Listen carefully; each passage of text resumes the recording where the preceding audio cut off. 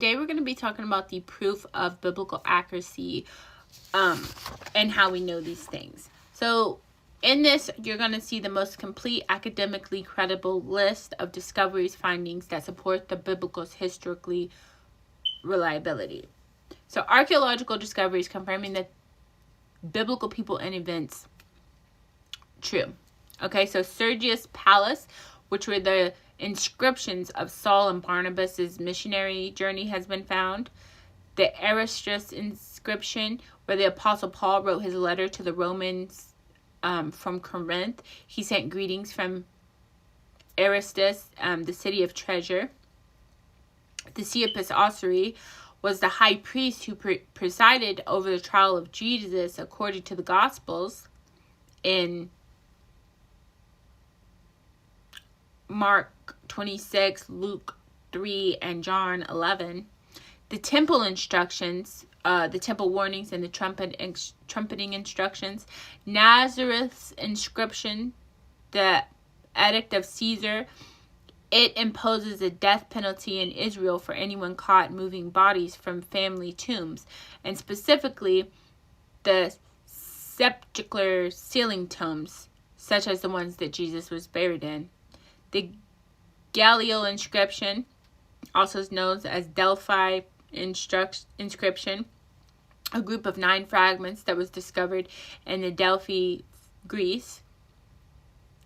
The Palladi stone proves the Palladi stone is known and has become known as confirmed of Palladi's title was perfect, not a prosecutor, as Tacitus mistakenly calls him. A copper ring of Palladis.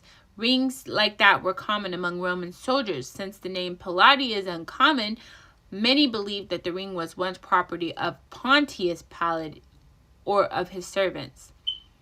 P52 fragment, manuscript of the Gospel of John, contains parts of John 18:33 through 31 on one side and parts of verses 37 to 38 on the reverse, written in Greek. The papyrus manuscript has been dated from after death 125 to 175, given that the Apostle John likely wrote the Gospels that bears his name sometime in the late 1st century. The heel bone of a crucified man, the discovery of a heel bone of a crucified victim, nails still embedded in it. The Galilee boat, or the Jesus boat, approximately 27 feet long, 7.5 feet wide, 4 feet deep, and would have accommodated a crew of up to 15 men. The synagogues in Magdala, likely the hometown of Mary Magdalene. Jacob's well, where Jesus met the Samaritan woman. The temple in Jerusalem, steps, signs, and stones are there. Tomb of Jesus in the Church of the Holy Sepulchre. There are 3 tombs in Jerusalem purported to the final resting place of Jesus. Remedy, the era tomb vessels with bronze tools, weapons, skeletals arranged from the ceremonial burial. Judges era lead trade. The discoveries fit alongside passages such as Judges 5:17, where the prophecies of Deborah describes the tribes of Dan and Asher during that time. And the Ishmael papyrus in the Dead Sea Scrolls. Hezekiah's sluice gate. Vanilla-laced vessels from the time of Jeremiah, of what we've seen from the Song of Solomon in chapter 8:2 and Isaiah 49:26.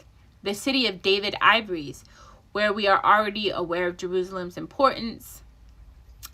There's a lot more to that. Hezekiah's monumental inscription, the first time where a monumental Hebrew text mentions the achievements of a king. Lachish comb inscriptions, Shiloh tabernacle architecture, Mount Ebal curse tablet, the lost graves of Gaza, ancient Israelite data. Come in. Oh, okay. Sorry, you guys. Evidence of early Wayfair 100 of sling stones, the leveling of Antioch, Psalms 86 found atop a desert mountain, mud brick ark Mysteria and Shimron, identifying Bathsheba on the Galilee shore, Lot's wife, the pillar of salt, Jerusalem's mysterious moat, and these are confirmed biblical figures. The Tel Dan Stele mentions the house of David. The Pilates stone, the Cyrus cylinder, and the Sennacherib prism. Jericho, the city of David, the pool of Shalom, Nevaeh, the Dead Sea Scrolls, Tacitus, the Roman historian, Josephus, the Jewish historian, Pliny the Younger, Lucian Samatosa, all confirm Jesus and Christianity, and these are non-biblical sources as well. Science says the Bible is not a science book, but it avoids ancient scientific errors common in this time. Example, the earth is suspended over nothing. That was said in Job's 26:7. Stars are beyond counting in Jeremiah 33:22. Life in the blood of Leviticus 17:11. Quarantine and sanitation laws in Leviticus 13-15. Prophecy and historical fulfillment. Examples that scholars debate on but can't ignore, which are like Babylon, where they predicted the permanent dissolution in Isaiah 13. Ruins today. Tyre predicted to be scrapped into the sea in Ezekiel 26. Alexander the Great did exactly that in Jerusalem 70 after death. Jesus' prediction of destruction confirmed by Roman records. Predictive prophecy written before the fulfillment, which is rare. Cultural and legal accuracy. The Bible correctly reflects ancient treaty formats, legal customs, marriage contracts, inheritance laws, and court procedures.